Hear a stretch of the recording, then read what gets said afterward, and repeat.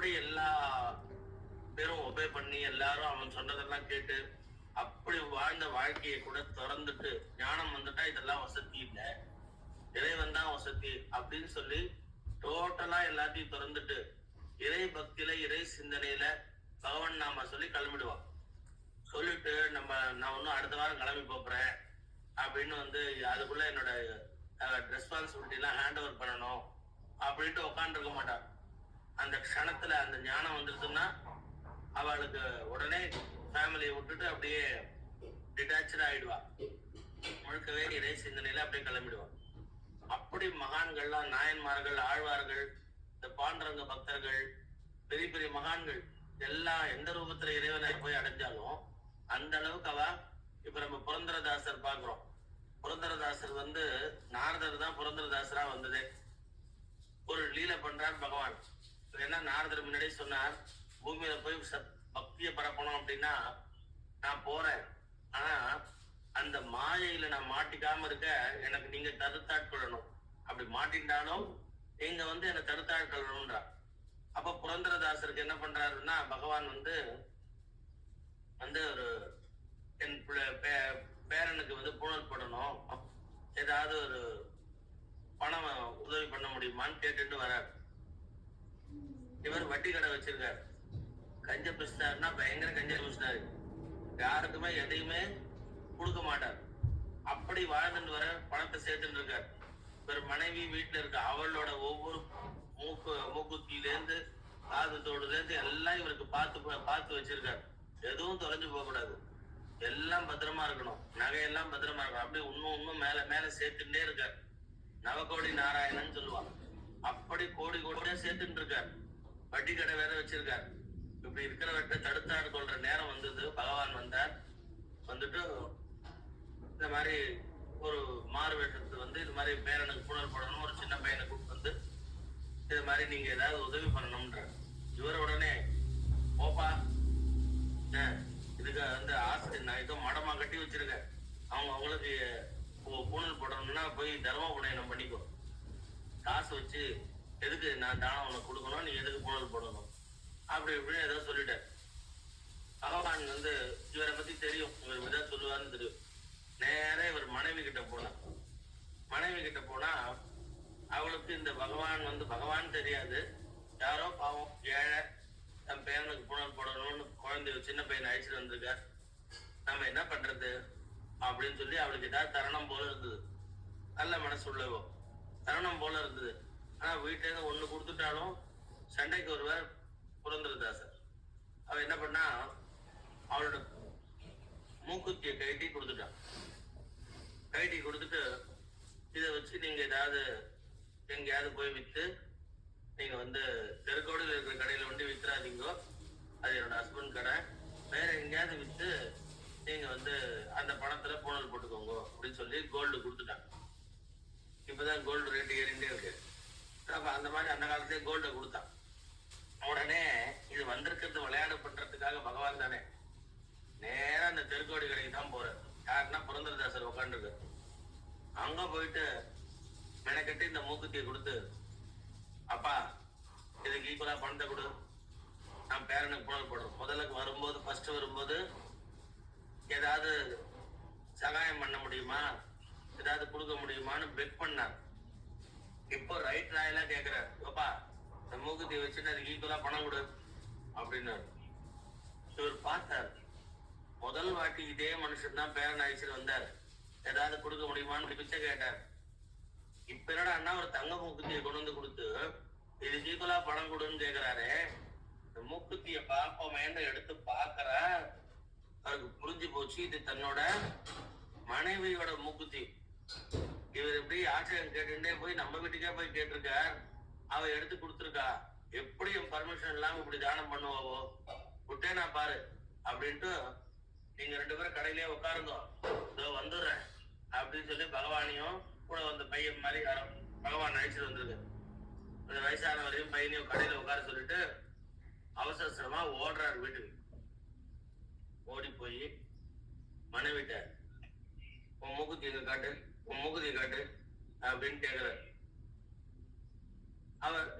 அவ எல்லாத்தையும் அவர் பார்த்து வச்சிருக்காரு.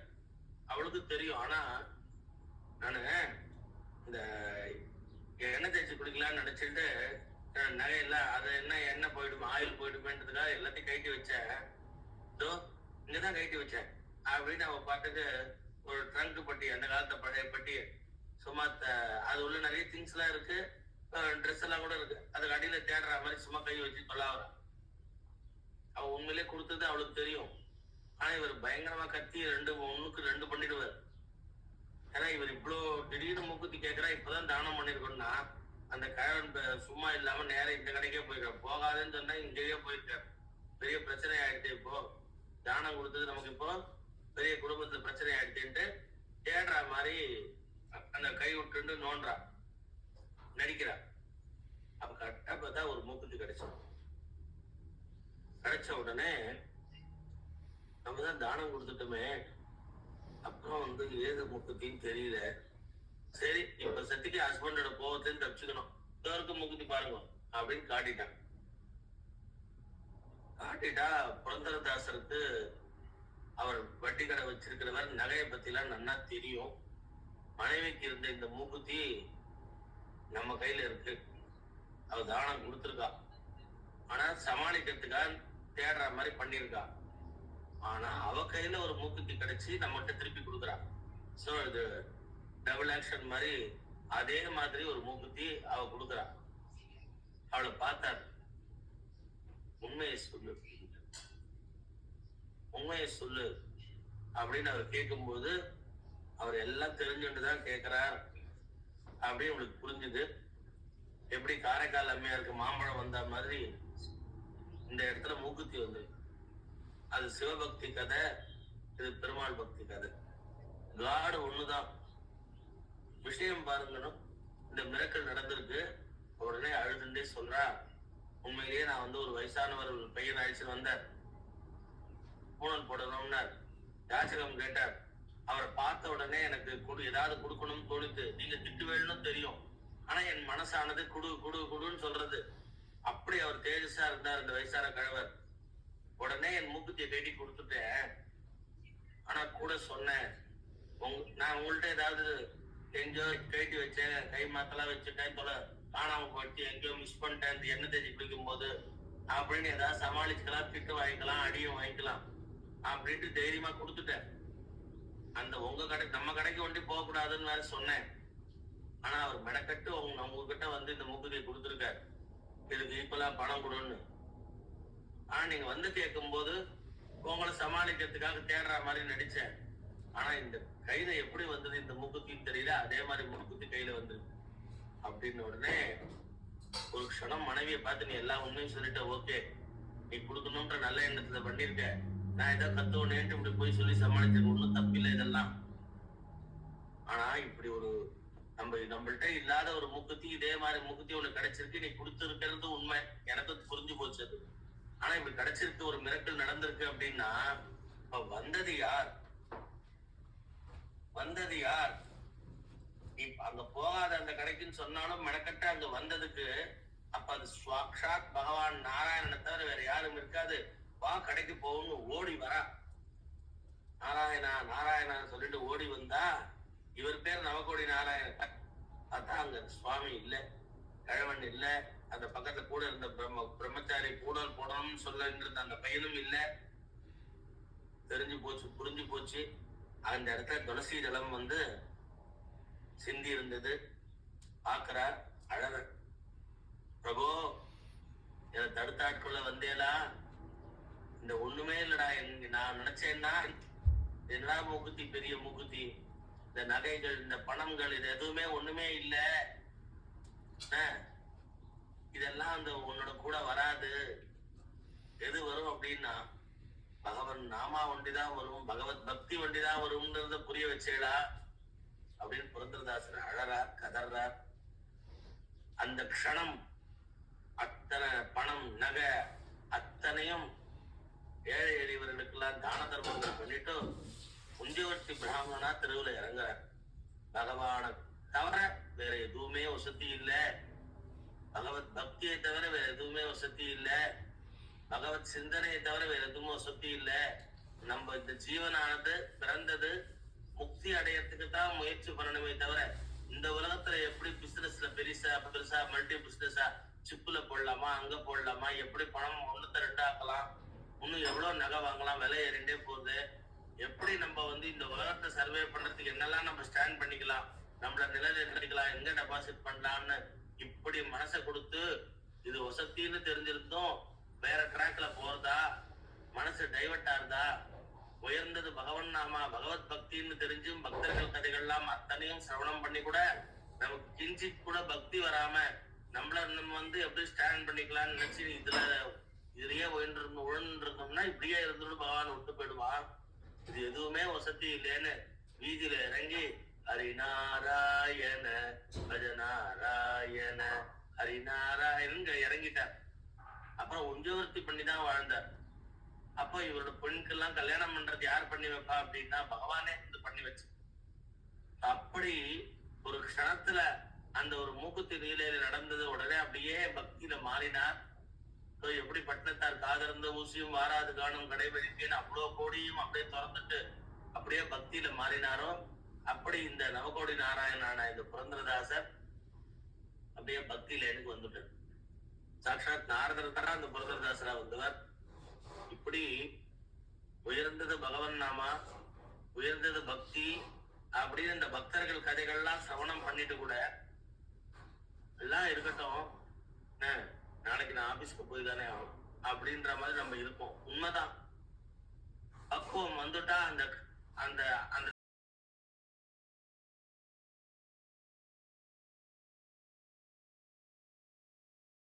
மாதிரி சம்சாரத்துல இருந்தே குடும்பத்துல இருந்தே குடும்ப ஃபேமிலி மெம்பர்ஸோட இருந்தே பகவன் நாமா பண்றதுன்றது ஒரு விதமான பக்தி. சோ ரெண்டுத்தையும் நம்ம மகான்கள்லாம் நிரூபிச்சு காட்டியிருக்கா. துறக்கிற தன்மையும் இருக்கு. இப்ப திறந்துட்டு போயிடுறோம்னு வச்சுக்கோங்க. இப்போ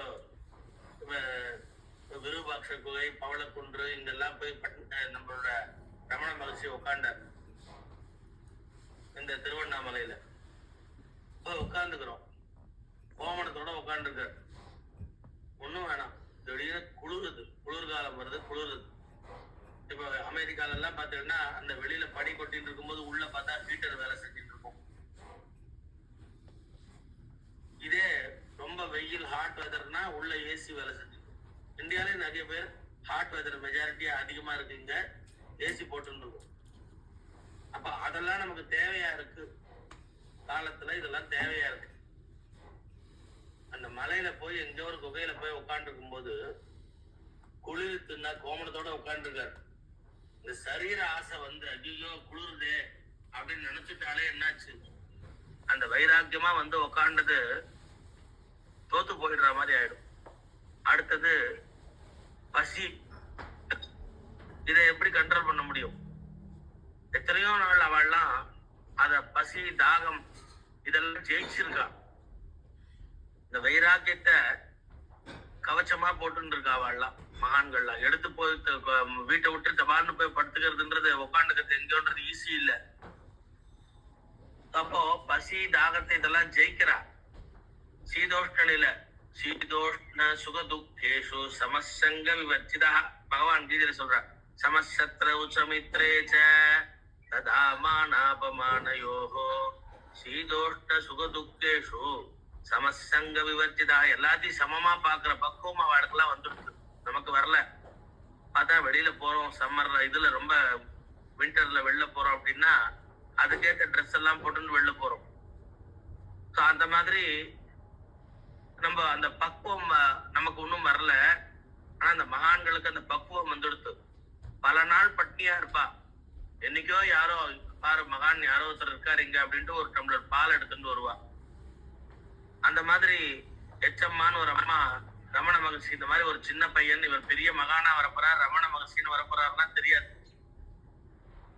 ஒரு ஒரு சின்ன பையன் இப்படி பசியா உட்காந்து இருக்கார், பல நாள் தபஸ் பண்ணிட்டு இருக்கார், பசி தாகத்தெல்லாம் மறந்துட்டு உட்காந்து இருக்கார் அப்படின்னு அந்த அம்மாவே சாப்பாடு எடுத்து போய் கொடுப்பாளாம், தாய் அன்போட கொடுப்பாளாம். சோ அந்த மாதிரி மகான்களை தேடி வா போய் கொடுப்பா. அவளுக்கு கொடுத்தாலும் சரி வரலைன்னாலும் சரி வாசல்ல அந்த அம்மா நேற்று கொடுத்தாளே இன்னைக்கும் வருவாளா, எனக்கு இன்னைக்கு ரொம்ப பசிக்கிறது, 2 இட்லி ஒரு சட்னி கொண்டு வந்தான்னா மிளகா பொடியோட நேத்து கொஞ்சம் சட்னி காரணமா இருந்தது, இன்னைக்கு கொஞ்சம் நன்னா தயிர் விட்டு எடுத்துன்னு வந்தான்னா நன்னா இருக்கு குடிக்கிறது, கடைசியில ஒரு மோர் கொடுத்தா நன்னா ஜீரணமாகும். இப்படி எல்லாம் சொல்லிட்டு உட்காந்துருக்க மாட்டான். இந்த நினைப்பே அவளுக்கெல்லாம் இருக்காது. அவன் நினைப்பு முழுக்க பக்தி பகவத் சிந்தனை. கொண்டு வந்தாலும் சரி கொண்டு வராவிட்டாலும் சரி, யாராவது கொண்டு வந்து என்ன பசியா இருக்கலேன்னு சாப்பாடு கொடுத்தாலும் சரி கொடுக்கலன்னாலும் சரி, அந்த பகவன் நாமா பகவத் சிந்தனையே தான் அந்த ஆத்மா நினைச்சுட்டு இருக்கும்.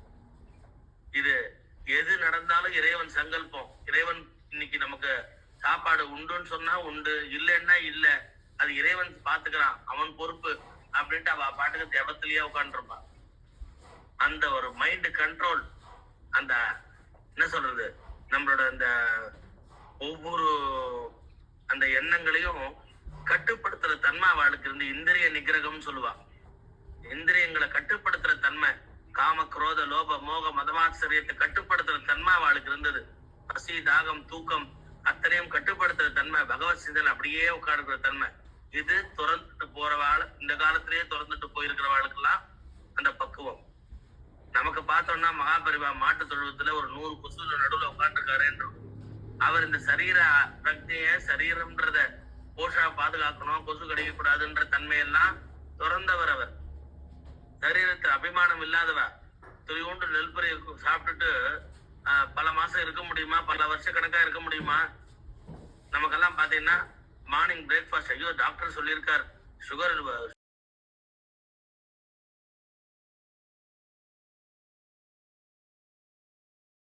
இந்த சுண்டல் கிண்டல் எல்லாம் வந்து கொஞ்சமா போட்டு ஏதோ ஒண்ணு புரோட்டீன் விட்டமின் கார்போஹைட்ரேட் எல்லாம் சொல்றாள், அந்த மாதிரி ஏதோ ஒண்ணு சாப்பிடணும்.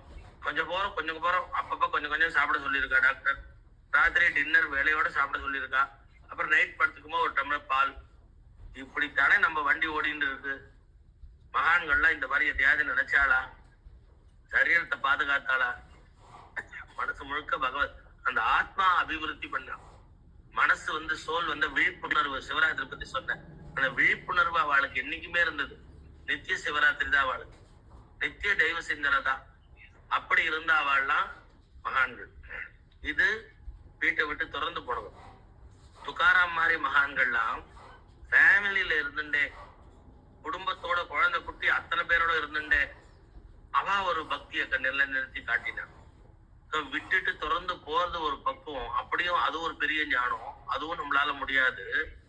ஃபேமிலியில இருந்துட்டே இறை சிந்தனையிலேயே இருந்து தன் வாழ்நாள ஒவ்வொரு வாழ்க்கை வாழும்போது துக்காராமுக்கு வியாபாரம் பண்றதுக்கு அவன் மனைவி நகையெல்லாம் கொண்டு வந்து கூட கொடுக்குறா. எல்லாத்தையும் கொண்டு போய் அடமானம் வச்சு இல்ல வித்துட்டு வந்து அந்த மாதிரி பணத்தை எப்படியாவது உங்களுக்கு பொருள் வியாபாரம் பண்ணி கொடுங்கோ, குடும்பத்துல குடும்பம் ரன் ஆகணும், குழந்தை குட்டி எல்லாம் சாப்பிடணும், வியாபாரம் பண்ணி கொடுக்கணும், ஒரு கடை வச்சு எல்லாம் கொடுக்குறா. உட்காந்துக்கிற ராம் கிருஷ்ண ஹரி ஹரி வாசுதேவ ஹரி ஹரி, ராம் கிருஷ்ண ஹரி ஹரி வாசுதேவ ஹரி ஹரி. கடையில உட்காந்து பகவான் நாம சொல்லிட்டு இருக்காரு. அங்கேருந்து வரா ஒருத்தர், ஹரி ஹரி ஹரி ஹரி ஹரி ஹரி கோவிந்தா கோபாலா அப்படின்னு சொல்லிட்டு ஒருத்த வரான். உடனே அவர் பாக்குற, ஆஹா ஹரிநாமத்தை சொல்லிட்டு வராரு, இவர் ஹரியோட குழந்தை. ஹரியோட குழந்தைக்கு இந்த கடையில பணம் கொடுங்கன்னு கேட்க போறது இல்லை. ஏன்னா ஹரிநாமத்தை சொல்றேன், இதை விட வேற என்ன வேணும், இது ஹரியோட சொத்து, எவ்வளவு வேணாலும் அள்ளிக்கோங்கன்ற. அவன் பார்த்தான், ஊர்ல கிராமத்துல போய் சொல்றான், அவன் ஒரு பேக்கடா, நாராயணா சொன்னா அவனுக்கு போறோம், அதை சொன்னாலே சந்தோஷப்பட்டுடுவான். இந்த கடையில இருக்கிறதெல்லாம் எடுத்துன்னு போய் என்ன வேணுமோன்னுவான். நம்ம அப்படியே லூட் அடிச்சுக்கலான்னு சொல்லி அத்தனை பேரும் பகவான் நாமாவை சொல்லி இவர்கிட்ட காதுபட சொல்லி கடையில இருக்கிறதெல்லாம் எடுத்துக்க போறார். இவர் சந்தோஷப்படுறார். விட்டலா பாண்டுரங்கா, விட்டலா விட்டலா பாண்டுரங்க, ஏன்னா என் சொத்து இல்ல, எல்லாம் பாண்டுரங்கன் சொத்து. அப்ப பாண்டுரங்க நாமத்தை சொல்ற அத்தனை பேருக்கும் உரிமை உண்டு இருக்கு அப்படின்னு சொல்ல, அத்தனை பேருக்கும் உரிமை உண்டுன்னு பாண்டுரங்கா சொல்லி இவரை போண்டி அடிச்சுட்டு போறாளாம். ஆனா தான் போண்டி ஆறத பத்தியே கவலைப்படாம பாண்டுரங்கா பாண்டுரங்கா விட்டல விட்டல பாண்டுரங்கா விட்டல விட்டல பாண்டுரங்கா இத சொல்லிட்டு உக்காண்டு. இந்த ஞானம், இந்த பக்குவம், இது வந்து உலகத்துல பாத்தீங்கன்னா சாமர்த்தியம் போராது சார். அவருக்கு வியாபாரம் பண்றதுக்கு சாமர்த்தியம் போராது. என்னோட பையன் ஸ்கூல் படிக்கிறான், அவனை கூட ஒரு கடையில கொண்டு போய் உட்கார வச்சு பாருங்க, டேய் இந்த சாக்லேட் 10 ரூபாய், இந்த சாக்லேட் 5 ரூபாய், இந்த சாக்லேட் 2 ரூபாய், நீ விற்கணும்டா, யார் வந்தாலும் ஏமாந்து போயிட்டான்னு சொன்னா அவன் கூட நல்ல திறமையா வித்துட்டு லாபம் கொண்டு இது பண்ணிடுவான். துக்காராமுக்கு இந்த சாமர்த்தியம் போராது. ஆமா போராது, இந்த உலக சாமர்த்தியம் எல்லாம் தேவையே இல்லை, நான் இறைவன் அடைகிற சாமர்த்தியம் தான் அவருக்கு. ஏன்னா நாராயண நாமத்தை கேட்ட உடனே எதையும் துறக்கிற தன்மை இருக்கு பாரு, அந்த சாமர்த்தியம் நமக்கு அது இல்லையே. டேய் யார ஏமாத்த பாக்குற, நாராயணன் சொன்னா வீட்டு இந்த கடையில இருக்கிறதெல்லாம் எடுத்து சொல்லிடுவேன் நானு. யாரை ஏமாத்த பாக்குறேன்னு சொல்ற அந்த குணம் தான் நமக்கு. நம்ம எல்லாம் இந்த உலகத்துல சாமர்த்தியமா வியாபாரம் பண்ணிட்டு ஒருத்தர் சண்டை போட்டு இப்படி வாழ்த்துக்கு தான் லாய்க்கு. அந்த இறைவன் அடைய தன் சரீரத்தோடையே இறைவன்கிட்ட போனாரு, அந்த சாமர்த்தியம் அவர்கிட்ட இருந்தது. வைகுண்டத்தை தன் இந்த பூல இந்த உடம்பு சரீரத்தோடய போனாரு, அந்த சாமர்த்தியம் அவர்கிட்ட இருந்தது. அதை விட வேற என்னடா வேணும்? திருப்பி பிறப்பில்லாத நிலையை அடைஞ்சாரு, அதுதானேடா வேணும் இந்த ஆத்மாக்கு. இந்த ஆத்மா முக்தி அடையறதுக்கு வழி என்ன அப்படின்றது தெரிஞ்சுட்டு இருந்தாரு, அந்த சாமர்த்தியம் அவர்கிட்ட இருந்தது. நமக்கு அதுக்கு துப்பு இல்லாம போயிட்டோமே. ஏதோ நம்ம பெரிய ரொம்ப பிசினஸ் மேக்னெட் மாதிரி நம்ம எல்லாம் யார்கிட்டையும் நான் ஏமாற மாட்டேன். என்ன 10 ரூபாய் ஏமாத்தி கொடுக்குறியா, கொண்டாடா 10 ரூபாய், 100 ரூபாய் பொருள் வாங்கிட்டு 90 ரூபாய் கொடுக்குற, குடுறா 100 ரூபாய் 10 ரூபான்னு கேட்டு நியாயமா நம்ம அவள்கிட்ட ஃபைட் பண்ணி வாங்குவோமே, இது நம்மளோட சாமர்த்தியம். ஆனா துக்காராம் 100 ரூபாயும் ஹரிநாமத்தை சொல்றவன்ட்ட இழந்து நிக்கிறாரு. அவர் என்ன பண்றாரு, இந்த கர்மா நெல் பேலன்ஸ் பண்ணிட்டு மோட்சத்துக்கு போயிடுறாரு. என்னெல்லாம் யாருக்கிட்ட கடன் பட்டனோ அவன்லாம் எங்கிட்ட ஏமாத்தி எடுக்கிற மாதிரி நாராயண நாமத்தை சொல்றான். நான் ஏமாறல, ஒவ்வொருத்தர் மூலியமா அவனையும் நாராயண நாமத்தை சொல்ல வச்சேன். என் காதுல சிரவணம் பண்ணிட்டே இருக்கேன் ஹரிநாமத்தை, நான் வாயிற ஹரிநாமத்தையே சொல்லிட்டு இருக்கேன், ஹரி சிந்தனையிலேயே இருக்கேன், மனோ வா காயம் எல்லாம் அந்த ஹரி இருக்கு. இவர் ஏமாறாம அப்படியே வைகுண்டம் போறார். யார் இங்க புத்திசாலி பார்த்தீங்களா? இந்த பிறப்பை இது வசத்தின்னு தெரிஞ்சா அப்படியே இப்பயே முடிச்சுட்டார். மாணிக்க வாசகர் மினிஸ்டரா இருந்தார், ஆனா நமசிவாய நாமத்தை சொல்றதுதான் வசத்தின்னு தெரிஞ்சார். அந்த மினிஸ்டர் போஸ்ட் எல்லாம் எல்லாத்தையும் திறந்துட்டு முழுக்க இறை சிந்தனையிலே இருந்து அப்படியே முக்தி அடைகிறார். யார் சாமர்த்தியம்? இப்போ என்னை கூப்பிட்டு வச்சு இந்த தொகுதி எம்எல்ஏவா நில்லு, நீ மினிஸ்டர் ஆயிடுவ அடுத்தது, அப்புறம் நம்ம உட்கார வைக்கிறேன்னா ஆஹா எனக்கு கிடைச்சது வேற லக்கு அப்படின்னு நினைப்பேனா? இல்ல இதெல்லாம் திறந்துட்டு இதெல்லாம் வேண்டாம், இதெல்லாம் உப்பு சப்பு இல்ல, இறைவன் தான் வசதி அப்படின்னு சொல்லி போவேனா? புத்திசாலியா மகான்கள்லாம் அதைத்தான் சூஸ் பண்ற. அப்போ நமக்கு இது வசதியும் தெரிஞ்சு கூட நம்மளால சூஸ் பண்ண முடியாம ஒரு கட்டுல இருக்கும் பாரு. நம்ம எல்லாம் பந்தத்துல இருக்கோம், ஒரு கட்டுல இருக்கமே அப்படின்னா அந்த மாய கட்டு நம்மள கட்டி இருக்கு. வசத்தியான பகவன் நாமான்றது தெரிஞ்சு கூட அத நம்ம கிட்ட போக முடியாம நம்ம அஜ்ஞானமானது நம்மள பிடிச்சு இழுக்கிறது. அஜ்ஞானி நாம் ஐயா தோஷா நிவர்த்தியதே. நம்ம அஜ்ஞானியான நம்மளோட தோஷங்கள்லாம் போய் ஞானிகளோட சம்பத்து, ஞானிகளோட சத்சங்கம் கிடைச்சி இவன் பகவன் நாமா சொல்றதை விட வேற எதுவும் வசதி இல்லைன்ற ஞானம் அதுல நம்ம டுவர்ட்ஸ் காட நோக்கி ஒரு ஸ்டெப் எடுத்து வச்சா இறைவன் நம்மள நோக்கி ஓடி வரான். இந்த புரந்தரதாசரை தடுத்தாட்கொள்றதுக்கு யார் வந்தா? அந்த பகவான் தானே வந்தா தடுத்தாட்கொள்றதுக்கு புரந்தரதாசரை. அப்படி பகவானே நம்மளை நோக்கி இவன் நம்ம என்னை சேர்ந்தவன் சொல்லி பகவானே நம்மளை தேடி வரான். அப்படி பகவான் வர்றதுக்கு தான் நம்ம காந்தம் இரும்பு போல் கவர்ந்தன்னை விடாதுன்னு நம்ம மேக்னெட்டா பகவான் இருக்கான். நம்ம இரும்பா போய் ஒட்டிக்கிறது இல்ல. மர்க்கட கிசோரம் மார்ஜார கிசோரம் 2 வழி இருக்கு இல்லையா? நமக்கு அந்த குரங்கு மாதிரி தாய் குரங்க கெட்டியா பிடிச்சுண்டு நம்ம அது மரத்துக்கு மரம் தாவும் போது நம்ம கெட்டியா பிடிச்சுண்டு நம்மளால பக்தி பண்ண முடியல. ஆனா பூனைக்குட்டி மாதிரி கம்முன்னு உட்காந்து இருந்தா தாய் பூனையானது நம்மள ஒரு இடத்துல இருந்து இன்னொரு இடத்துக்கு நம்மள அதுவே அழிச்சுன்னு போயிடும். அது மாதிரி பகவானிடத்துல சரணாகதி அடைஞ்சு எனக்கு உன்னை தவிர வேற எதுவும் இல்ல, நீதான் கதி, என்னை காப்பாத்து, உன்னையே சரணடைந்தேன் அப்படின்னு சொல்லி சர்வ தர்மான் பரித்யஜ்ய மாம் ஏகம் சரணம் பிரஜ அகம் த்வா சர்வ பாபேப்யோ மோக்ஷயிஷ்யாமி மா சுஜகான் பகவான் சொல். இறைவன் நினைவிலேயே இருந்து எனக்கு வேற என்ன தெரியும், உன்னை விட்டா எனக்கு கதி யாரு? யாரோ காப்பாத்துவான்னு நினைச்சுட்டு இருக்கியா? உன்னை தவிர வேற ஒருத்தர் என்ன காப்பாத்துவான்னு நினைச்சுட்டு இருக்கியா? நான் உன் நாமத்தை சொல்லிட்டு உன் பாதத்துல இருக்க. அப்படி இருக்கும்போது நீதானே எனக்கு கதி, உன் நாமம் தானே எனக்கு சரணம், வேற என்ன இருக்கு அப்படின்னு அவன் காலை கட்டியா பிடிக்கும்போது நம்மள ஒரு நாளும் அவன் விட மாட்டான், ஒரு நாளும் கைவிட மாட்டான். ஏன்னா அனன்யா சிந்தையந்தோமாம் ஏஜனா பரியுபாஷதே தேசாம் நித்யாபியுக்தானாம் யோகக்ஷேமம் மகாமியம்னு அவளுடைய இந்த உலக வாழ்க்கையும் நான் வாழறேன். அவளுக்காக அவ குடும்பத்துல கல்யாணம், ஒரு பக்தர், அந்த பக்தருக்கு பார்த்தீங்கன்னா பொண்ணுக்கு கல்யாணம் பண்றதை பத்தியே கவலை இல்லை. சதா சர்வகாலம் பகவான் நாம சொல்லிட்டு இருக்கார். பகவான் அவ பொண்ணுக்கு கல்யாணம் பண்ணி வைக்கிறார். அப்போ பகவான் இந்த உலகத்தோட அவளோட செய்ய வேண்டிய கடமைகள்லாம் அவனே செய்யறான். எப்படி கோரா கும்பருக்காக 2 கையும் வெட்டிட்டு பாண்டகன் மேல சொன்ன சத்தியத்துக்காக 2 கையும் வெட்டின்றவருக்கு இவரே பானையும் பண்ணி அவள் சமையல் ருக்மணி தேவி பண்ணி இவளுக்கு சாப்பாடு போட்டு அவருக்கு வேண்டிய குளிப்பாட்டி அவருக்கு சாப்பாடு ஊட்டி அந்த பானை வியாபாரமும் கொண்டு போய் பண்ணிட்டு வரானே பகவான். அப்ப யோகக்ஷமும் பார்த்து பண்றான். அது மட்டும் இல்ல, அவளுக்கு மோட்சத்தையும் கொடுக்குறான். அப்ப அப்படி பகவான் பக்தர்களுக்காக அவன் உருகி உருகி உருகி ஓடி வரான். எப்படி ஒரு தாய் தன் குழந்தை இடத்துலயே நினைப்பு இருக்குமோ, குழந்தையோட க்ஷேமத்தையே நினைச்சுட்டு இருப்பாளோ, குழந்தைக்கு பார்த்து பார்த்து பண்ணணுமே. ஸ்கூல்ல இருந்து குழந்தை வரும், குழந்தை அம்மா எனக்கு இந்த பட்சணம் பண்ணி கொடுத்தியான்னு கேட்கும். அப்படின்னு சொல்லி அந்த பட்சணம் பண்ணி என் குழந்தை கேட்டுது, என் குழந்தை லீவு நாள்ல எனக்கு பால் பாயசம் பண்ணி தெரியான்னு கேட்டுது. சோ நான் உடனே சண்டே நாளைக்கு பால் பாயசம் பண்ண போறேன், குழந்தை கேட்டுது. அப்படி ஆசாசியா அந்த தாயானவள் குழந்தை உரிமையா கேட்கறது, கேட்டதெல்லாம் பண்ணி கொடுக்குறா. அப்படி ஒரு பாச வாஞ்ச வச்சிருக்கா குழந்தை மேல தாய். அந்த மாதிரிதான் பகவான் நம்ம மேல ஒரு பிரியம் வச்சிருக்கான், நம்ம இடத்துல ஒரு பாசம் வச்சிருக்கான், நம்மளோட தேவைகள் எல்லாம் பூர்த்தி பண்ண வைக்கிறான், நம்மளுக்கு மோட்சத்தை கொடுக்கறான். அப்படி பகவான் கருணாமூர்த்தியா இருக்கான். அப்படிப்பட்ட கருணாமூர்த்தியோட அன்பை பெறறதுக்கு வெரி சுலபம்.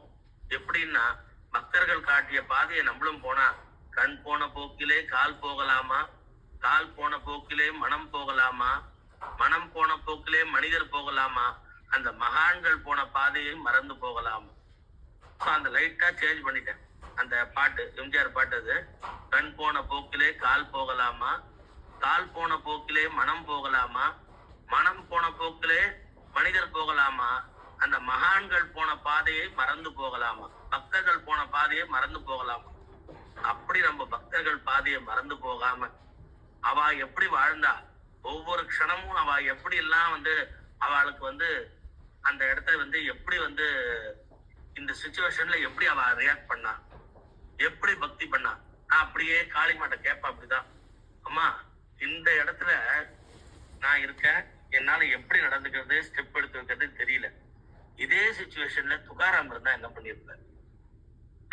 ஒரு மகான் துகாராம், நாமதேவர், ஞானேஸ்வர், இவாள்லாம் இந்த சூழ்நிலைய எப்படி கடந்திருப்பா, அந்த இடத்துல அவ எப்படி ரியாக்ட் பண்ணிருப்பா, எந்த மாதிரி அவள்கிட்டேருந்து ஒரு யாரோ ஒருத்தர் நம்மளை தீட்டுறதோ இல்ல ஏதோ ஒண்ணு பண்றதோ, அப்ப அப்படி பண்ணும்போது இவா எப்படி இருப்பா. எனக்கு ஒண்ணு அந்த பகீரமா பட்டர்னு ஒருத்தர் அந்த உப்பு இல்லைன்னு சாப்பாட்டுல சொல்லும் போது மனைவி கேட்டாலாம், இவ்வளவு வேத சாஸ்திரங்கள்லாம் படிச்சிருக்கு, ஒரு நாளைக்கு நான் உப்பு போடல, டெய்லி சமைக்கிறவதான் நல்லாதான் சமைச்சுட்டு இருக்கேன் பார்த்து. அந்த காலத்துல பாதியில ரசத்தை கொஞ்சம் குடிச்சு பார்த்து, குழம்பு கொஞ்சம் குடிச்சு பார்த்து, இல்ல ஏதாவது டேஸ்ட் பண்ணி பார்த்துட்டு வடையில உப்பு போட்டோமான்ட்டு கொஞ்சம் வடையை சாப்பிட்டு பார்த்துட்டு அப்புறம் போடுறதெல்லாம் கிடையாது. அவள் எல்லாம் பண்ணி வைப்பா, அப்புறம் சுவாமிக்கு நிவேதனம் பண்ணுவா, அப்புறம் வீட்டுல பெரியவங்க எல்லாம் சாப்பிட்டுட்டு அப்புறம் தான் சாப்பிடுவா. சோ முதல்லயே பாதி சமையல் போது கொஞ்சம் டேஸ்ட் பண்ணி பார்த்துட்டு சரியா உப்பு போட்டிருக்குமா இல்லையான்னு பண்ண மாட்டான். ஏதோ ஒரு சமயத்துல அப்படி பண்ணிட்டா, ஒரு நாளைக்கு அப்படி ஆயிடுச்சு. டெய்லி நன்னாதான் பண்றோம், ஒரு நாளைக்கு உப்பு போட மறந்துட்டான். உடனே பகீரம பட்டருக்கு உடனே கோபம் வந்தது. நல்ல சாஸ்திரங்கள் படிச்சிருக்கார், நித்திய பூஜைகள்லாம் பண்றவர், அவருக்கு திடீர்னு ஒரு கோபம் வந்தது. ஓ ஆன்னு கத்திட்டார், நீ அறிவில்லை உனக்கு, இந்த மாதிரி உப்பு போட மறந்துட்ட, அது என்ன கவனம் சிதறது, ஒழுங்கா சமைக்க வேண்டாமா அப்படி இப்படின்னு கத்திட்டார். எல்லாம் பொறுமையா இருந்து கேட்டு இருந்த அந்த அம்மா சொன்னா, எவ்வளவு சாஸ்திரம் படிச்சு டெய்லி பூஜை பண்ணி என்ன பிரயோஜனம், ஒரு துளி பக்குவம் கூட உங்களுக்கு இல்லையே, ஒரு நாள் உப்பு போடல, ஏமா இன்னைக்கு மறந்து போயிட்ட போல இருக்குமா, பரவாயில்ல நீ பண்ணி உன் கை பக்குவம் உப்பு இல்லைன்னா கூட நன்னாதான் இருக்கு அப்படின்னு சொல்லியிருந்தா எனக்கும் ஹர்ட் ஆயிருக்காது, மனசு கடுமையான வார்த்தைகளை கேட்டிருக்க மாட்டேன். ஐயோ நம்ம தப்பு பண்ணிட்டோமே, நாளைக்கு பார்த்து பண்ணணும்ட்டு எனக்கு ஒரு யோசனை இருக்கும், நான் அடுத்த நாள் கேர்ஃபுல்லா பண்ணுவேன் மிஸ் பண்ணாம.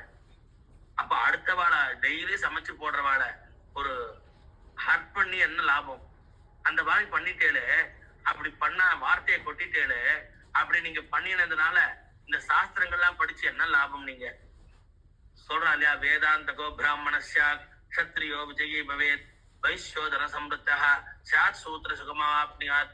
அப்போ விஷ்ணு சஹஸ்ரநாமம் சொன்னா என்ன பலன்னா, பிராமணனுக்கு வேதாந்த ஞானம்ன்றது மாதிரி என்னன்னா நல்ல அறிவு தானே வரணும்னு சொல்லியிருக்காங்க. அப்ப நல்ல அறிவு வேண்டாமா அவங்களுக்கு? வந்திருக்கலையே இத்தனை நாள் பக்தி பண்ணி. அப்ப அது இல்லையே அவங்களுக்கு மிஸ் ஆயிட்டேன் அப்படின்னு அவ சொன்ன உடனே, அவ என்னடி இந்த எழுத்தா பேசுற அப்படின்னு பலான்னு ஏந்து அடிக்கல. அவருக்கு அந்த கண்ணை திறந்தேம்மா, எனக்கு கரெக்டு தான்மா, நான் இத்தனை பகவான் நாமா சொல்லி இத்தனை பக்தர்கள் கதையெல்லாம் கேட்டு எனக்கு துளி கூட ஞானம் வரல. கோபத்தை காட்டி நான் கீழே போயிட்டேன், டவுன் ட்ரேட்ல போயிட்டேன். காம குரோதங்கள்லாம் நம்மள கீழே இறக்குற ஒரு, அது நம்ம காலில் ஒரு கட்டு போட்டு கயிறை கட்டி பிடிச்சு இழுக்கிற மாதிரி அதெல்லாம் நம்மள கீழே இறக்குறது அதெல்லாம். அப்ப நான் அதுல மாட்டின்ட்டு வலையில மாட்டின மீன் மாதிரி மாறிட்டேன், ஏமாந்து போயிட்டேன், காம குரோதத்துல மாட்டின்ட்டேன், தப்பு பண்ணிட்டேம்மா. ஆனா நீ கண்ணை திறந்த, இத்தனை பூஜை பண்ணி இத்தனை பக்தர்கள் கதைகள்லாம் கேட்டு இவ்வளவு சாஸ்திரங்கள்லாம் படிச்சு என்ன பிரயோஜனம்னு நீ கேட்டது இந்த சம்மட்டியால மண்டையில அடிச்சா மாதிரி இருக்கு. ஐயோ நான் உங்க மனசு கஷ்டப்படுறதுன்னு சொல்லல. என்ன இல்ல நான் மனசு கஷ்டப்படல, இந்த இடத்துல மனசுல ஞானம் ஏற்பட்டது. தப்பு பண்ணிட்டேன்றது இப்பதான் புரிஞ்சுக்கிறேன். நீ அப்படி சொல்லாம இருந்தேன்னா நான் தான் பண்றது கரெக்ட் ஒண்ணு திட்டிருந்தே இருந்திருப்பேன். ராத்திரி படத்துக்கும் போது கூட இன்னைக்கு என்ன சமைச்ச, நீ அறிவு இல்ல, திருப்பி ஆரம்பிச்சிருப்பேன். ஆனா எனக்கு ஒன்னும் பக்குவம் வரல. இந்த ஆத்மா பக்குவம் அடைஞ்சாதான் மோட்சம் அடையும், நான் கிளம்புறேன்ட்டு அவ வேற மாதிரி ஒரு ஞானம் வரட்டும், இவருக்கு நிமித்திட்டாம இருக்கட்டும் சொல்லியிருப்பா போல இருக்கு. இவருக்கு எக்ஸ்ட்ராடினரியா ஞானம் வந்துருக்கு. ஃபேமிலியை விட்டே கிளம்பிட்டார். அவன் மேல கோச்சுண்டு இல்ல, அவளை குருவா மனசுல நினைச்சுட்டு கிளம்பிட்டார். எனக்கு அறிவு கண்ணை திறந்தேன்னு. அப்போ பக்குவம் அடைஞ்சிட்டேன் அப்படின்ட்டு கிளம்பிட்டார். அப்போ பகிரம பட்டர்னு ஒருத்தர். அப்ப அந்த மாதிரி நமக்கெல்லாம் பக்குவம் என்னைக்கு வரும்? இந்த மீன் பிடிக்கிறதுக்கு ஒரு தூண்டில்ல புழுவை வச்சுட்டு அப்படியே தண்ணி உள்ள விடுவா. அந்த புழுவை சாப்பிட்றேன்ட்டு மீன் மாட்டின்றும். அதை தூக்கி 1 2 3ன்னு மீனை பிடிச்சி அவன் பாட்டுக்கு எடுத்துன்னு போயிடுவான். அந்த வியாபாரம் பண்ணுவான், இல்ல ஏதோ பண்ணுவான். அப்ப அந்த மீனுக்கு அவ்வளவுதான், லைஃப் முடிஞ்சு போச்சு. அந்த தூண்டில்ல மாட்டின்டாச்சு. வலை போடுவான், அதுல மீன் மாட்டின்டாச்சு. அந்த மாதிரி நம்ம எல்லாம் மாய விலையில மாட்டின்னு இருக்கோம். இதுல தப்பிச்சுக்கிறது எப்படின்னா, பகவன் நாமா பக்தர்கள் கதை சிரவணம் பண்ணிட்டே இருக்கணும். நம்ம அப்படியே பட்ட தீட்டுற மாதிரி பக்தர்கள் கதை கேட்டு கேட்டு கேட்டு கேட்டு நம்ம ஒரு ஷேப் ஆகும். அப்பதான் நம்ம உருவாகும் நல்லா. அதான் மகான்கள் கதை சிரவணம் பண்றதுன்றது அவ்வளோ நல்லது. நமக்கு அது ஒரு சார்ஜ் பண்ணிக்கிற மாதிரி. நல்ல பக்தர்கள் கதையை கேட்டுட்டே இருக்கும். வெரைட்டி நம்ம இந்தியால கிடைக்காத பக்தர்கள் கதையே கிடையாது. பாண்டுரங்க பக்தர்கள் அதை எடுத்துட்டேன்னா அப்படியே சோகாமேல, நாமதேவர், ஞானேஸ்வரர், ஒவ்வொரு பக்தர்களும் பாரு பா எக்ஸ்ட்ராடினரி. இப்படி எல்லாம் நம்மளால வாழ முடியுமா? அவ வாழ்ந்த வாழ்க்கையெல்லாம் கண்ணை ஒத்திக்கலாம். நான் ரீசெண்டா நான் உங்களுக்கே தெரியும், மகாபக்த விஜய பக்தி எல்லாம் புக்கு நான் ஒண்ணு வச்சிருக்கேன். என் ஒய்ஃபு சின்ன வயசுல வாங்கி வச்சிருந்தது, கல்யாணம் ஆயிட்டு அதை ஒண்டி எடுத்துன்னு வந்துட்டா. ஸோ வீட்டுல 2 புக்கு இருக்கு. நேற்று என் ஒய்ஃபோட இந்த கிரி ட்ரேடிங் போனோம். வெஸ்பாமடத்துலயே ஒரு கிரி ட்ரேடிங் இருக்கு, அயோத்தியா மண்டபம் பக்கத்துல. வேற எதுக்கோ போனோம், வேற ஏதோ புக்கு பாக்குறதுக்கு போனோம். அங்க ஒரு மகாபக்த விஜயம் வேற ஆத்தர், நான் வச்சிருக்கிறதுலாம் வேற ஆத்தர், அங்க வேற ஆத்தர் புக்கு இருந்தது. அவ்வளவு புக்கு, எத்தனை புக்கு கிரி ட்ரேடிங்ல கொட்டி கிடக்கு. எனக்கு இந்த பக்தர்கள் கதை ஏன்னா மகாபக்த விஜய புக்கை திறந்து வச்சுட்டு அழுந்திருக்கேன் நான். இதுல ஒரு பக்தனா நான் வரமாட்டேனா? என் பேரு இதுல வராதா? எனக்கு அந்த பக்குவமே இல்லையே, ஞானமே இல்லையேன்னு அழுதுருக்கேன். ஏதோ என்னைக்கோ அதெல்லாம். ஆனா எனக்கு அந்த ஒரு புக்கு வேற ஆத்தர், பட் ஆனா அதே மகாபக்த விஜயா, அதே கதைகள் தான். எல்லாரும் அவளை பத்தி தான் கதை. பார்த்துட்டு அப்படியே எடுத்து வச்சுட்டு வேற ஏதோ தேட வந்தோம் நாங்க. நான் டோட்டலா அதை தேடுறதே விட்டேன். அந்த வேற புக்கு வாங்கல, இந்த மகாபக்த விஜய் தான் வாங்குது. என் ஒய்ஃப்ட இது வாங்கி தெரியாது. ஏற்கனவே 2 இருக்கே நம்ம வீட்டுல அப்படின்னா. இருக்கு, இவாளை பார்த்துட்டா எனக்கு இவாளுக்கு அப்படியே இவாளை கூட்டுன்னு வந்துடணும்னு தோன்றது. 2 புக்கு ஏற்கனவே இருக்கு, இது வேற ஆத்தர். என்னென்ன சொல்லியிருக்கான்னு படிப்போமே, திருப்பி திருப்பி வா கதையை படிப்போமே, திருப்பி திருப்பி வா கதையை கேட்டுட்டே இருப்போமே, திருப்பி திருப்பி வா நினைவிலேயே இருப்போமே அப்படின்ட்டு அதை பார்த்துட்டு அப்படியே அந்த புக்கை நெஞ்சோட கட்டிட்டேன். அவன் பார்த்துட்டு சரி வா ஜிபே பண்றவா அப்படின்னு சொல்லிட்டு ஜிபே பண்ணி புக்கை வாங்கி வந்துட்டோம். ஏற்கனவே இருக்கிற புக்கெல்லாம் எத்தனையோ வச்சிருக்கேன், ஏதாவது கழிச்சு கட்டலாம்னு பார்த்தா இன்னும் ஆட் பண்ணிட்டே போயிட்டு இருக்கேன்னா, இதெல்லாம் படிக்கிறோமோ இல்லையோ சும்மாவே இருந்தாலே அவெல்லாம் வேலை பார்ப்பா, நம்மள அப்படியே பக்குவப்படுத்துவா, ஞானத்துக்கு கூட்டின்னு போவா, நம்மள அப்படியே அவ ஷேப் பண்ணுவா. அதனால இது எத்தனையோ மகாபக்த விஜய யாரு எழுதினாலும், யாரு எந்த ஆத்தர் எழுதிட்டாலும், பல வெரைட்டி இருந்தாலும் மகாபக்த விஜய பக்தர்கள்லாம் செய்யற சேட்டை இருக்கே, நம்மளெல்லாம் மக்கானவாளை கூட உண்மையா மகான் ஆக்கிடுவான். ஒண்ணுமே தெரியாத, இவனுக்கு பக்தினா என்னன்னே தெரியாதவாளை கூட இந்த பட்டு போன நம்மளெல்லாம் கூட துளுக்க வச்சிருவா. வாழலாம் அந்த பக்தர்களோட பாத தூளி, அந்த பக்தர்களோட நினைப்பு, அந்த பக்தரோட கிருபைன்றது அவ்வளோ உயர்ந்தது. அப்படி நான் சொல்ல இப்பதான் கண்ணை தொடச்சிக்கிறேன். அப்படி இந்த மகாபக்த விஜய பக்தர்களை நினைச்சாலே, அவ ஒவ்வொருத்தருமே பண்ணது பக்தியை பார்த்தாலே நமக்கு வராதா? ஒரு ராகா கும்பர் மாதிரி சத்தியம். ராகா கும்பர் என்னையா, என்ன கதை? கோரா கும்பருக்கும் ராகா கும்பர் போட்டி, பக்தியில யாரு நன்னா சத்தியத்தை காப்பாத்துறதுன்னு. நமக்கெல்லாம் சத்தியம்னா சக்கர பொங்கல் சொல்லுவோமே, அந்த மாதிரி இருந்துட்டு இருக்கோம். ஒண்ணும் இல்ல, அவர் பானை ஏற்கனவே கேள்விப்பட்ட கதை, சொன்ன கதை தான், உங்களுக்கு பல வாட்டி சொல்லியிருக்கேன்.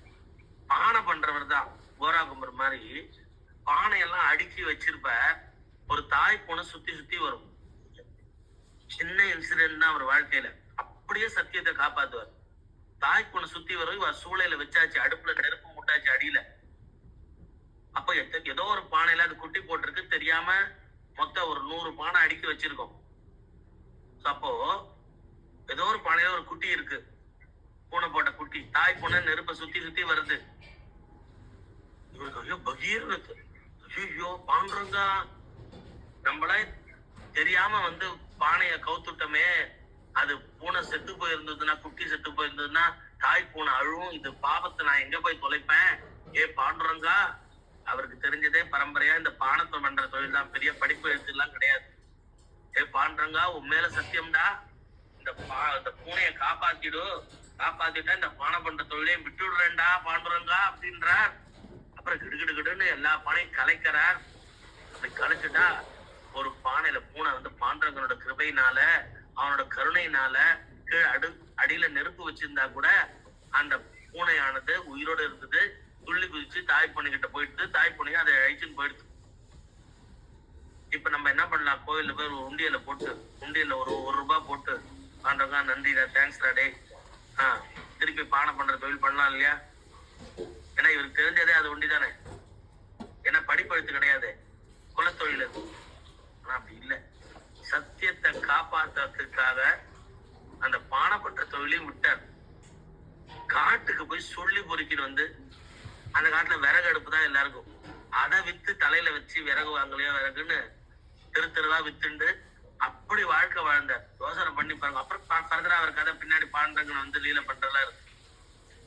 என்ன ஒரு பானை பண்றதுக்கு என்னையா சத்தியத்தை காப்பாத்துறது?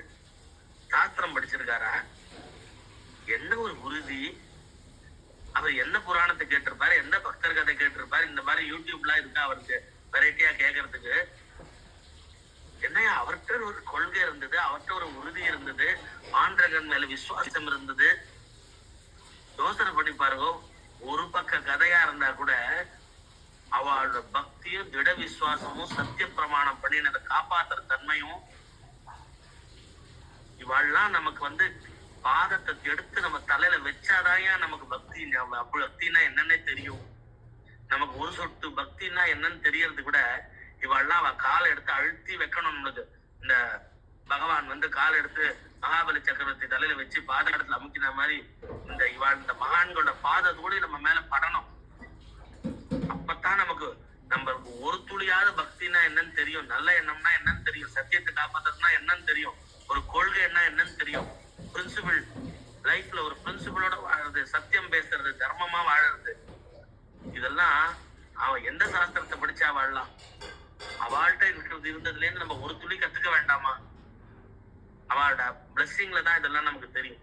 அப்போ ஒவ்வொரு பக்தர்கள் கதையும் ஏற்கனவே தெரிஞ்சிருந்தாலும் திருப்பி திருப்பி திருப்பி திருப்பி கேட்டு திருப்பி திருப்பி அவளை படிச்சு திருப்பி திருப்பி அவள் நினைப்புல இருந்து ஆஹா ஆஹா வாழ்ந்திருக்காயா, அவள்லாம் வாழ்ந்திருக்கா, நிரூபிச்சு காட்டியிருக்கா, இறைவன் ஓடி வந்திருக்கா அவளுக்காக.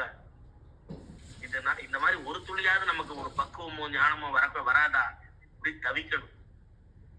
இதுக்காகலாம் தான் அந்த மகாபக்த விஜய பக்தர்கள் கதைகளை படிக்கிறது. இதுக்காகலாம் தான் திருப்பி திருப்பி திருப்பி திருப்பி அவ கதைகளையே நினைச்சுட்டு இருக்கிறது. நம்மள உயர்ந்த இடத்துக்கு பக்திக்கு அழைச்சும் போகும். நாம கூட பக்தி பண்ணுமா, நம்மளால கூட பக்தி பண்ண முடியுமா அப்படின்றது அந்த கொஸ்டின் மார்க்கு போய் நம்மளாலையும் பக்தி பண்ண முடியும்னு ஆக்கிடுவா வாழலாம். பட்ட மரம் துளுக்குன்ற மாதிரி நமக்கும் ஒரு உயர்ந்த பக்தியும் நல்ல எண்ணமும் வரும். அப்படித்தான் நம்ம இந்த மகான்கள் கதைகளை கேட்டு கேட்டு ஏற்கனவே பல வாட்டி கேட்டிருந்தாலும் திருப்பி திருப்பி கேட்டு நம்மள ஷேப் பண்ணிக்கணும். நம்ம பேட்டரிய சார்ஜ் பண்ணிக்கணும். நம்மளும் அந்த ட்ராக்ல போய் நிக்கணும், அந்த டிராவல் பண்ணணும்.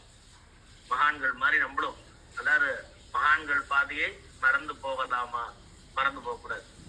நம்மளும் அந்த வழி போகணும், இறைவனை அடையணும். அதனால இந்த மாதிரி நம்ம சோல் விழிப்புணர்வு வர்ற நாள் இந்த சிவராத்திரி. நம்ம சோல் எல்லா நாளுமே விழிப்புணர்வு வரணும். அதுக்கு ஒரு ஸ்பெஷல் டே மாதிரி இப்ப மதர்ஸ் டே, ஃபாதர்ஸ் டேன்னு வைக்கிறா. அன்னைக்கு ஒரு நாளாவது அவளுக்கு போய் ஒரு நமஸ்காரம் பண்ணுன்னு. நித்தியமும் நம்மளோட இந்து மத கல்ச்சர்ல மாதா பிதா பக்தி பண்ணி அவளுக்கு நமஸ்காரம் பண்ணணும். அட்லீஸ்ட் மதர் டே ஃபாதர் டே வச்சா நாளாவது ஒரு ஹேண்ட் ஷேக்காவது அவளுக்கு போய் பண்ணுவானா, அன்னைக்காவது அவளை நினைப்பானான்றதுக்காக ஃபாரின்ல எல்லாம் வச்சிருக்கா. அன்னைக்காவது அவளோட இன்னைக்கு மதர் டே, ஹாப்பி மதர் டே, அம்மா பணம்மா அப்படின்னு இன்னைக்காவது சொல்லுவானான்ட்டு அவள் எல்லாம் வச்சிருக்கா. நமக்கு இந்து மதத்தை டெய்லியே மாதா பிதாவை நமஸ்காரம் பண்ணிட்டு தான் நம்ம எல்லா வேலையும் தொடங்கணும். அப்படி இருக்கும்போது என்னைக்கோ ஒரு நாளாவது விழிப்புணர்வு நாள்னு வச்சு இந்த சோல் விழிப்புணர்வு ஆகாதா? கண்ணப்ப நாயனார் மாதிரி உயர்ந்த பக்தி பண்ணாதா? இந்த சோல் உண்மையான இறை சின்னல இருக்காதா அப்படின்னு சொல்லி ஒரு சிவராத்திரி ஒரு நாள் வச்சிருக்கா. விழிப்புணர்வு நாள். எல்லா நாளுமே விழிச்சுட்டு இருக்க வேண்டிய நாள். விழிச்சுட்டு இருக்குன்னா தூக்கம் இல்லாம இல்ல. விழிப்புணர்வுன்னா நல்ல பக்தி, நல்ல எண்ணத்துல மாயையில மாட்டிக்காத தன்மை, மகான்கள் மாதிரி பகவத் சிந்தனையில இருக்கிறது, சத்சங்கம் சத் விஷயங்கள்லயே கவனம் இருக்கிறது, டைவர்ட் ஆகாம போறது, எப்பயும் மனசு கவனம் சத் விஷயங்கள்லயே வச்சுக்கிறது. இது ரொம்ப கஷ்டம் நமக்கெல்லாம். கன்சிஸ்டன்சி இல்ல. நமக்கு நல்ல எண்ணம் வருது, ஆனா நான் எப்பயும் சொல்ற எக்ஸாம்பிள் தான், ஆறி போற வெந்நீர் மாதிரி ஆயிடும். நல்ல சுட சுட கிடுக்கில பிடிச்சுன்னு ஃபேன் கீழே வச்சோன்னு வச்சுக்கோ, ஆறி போயிடுறது. அந்த மாதிரிதான் நம்ம பக்தியும் நம்ம கொள்கைகளும் நம்ம பிரின்சிபலும் கோட்டை விட்டுரும். அந்த மாதிரி இல்லாம மகான்கள் காட்டிய பாதையில போய் நம்ம இறைவனை அடையணும். ஓகேவா?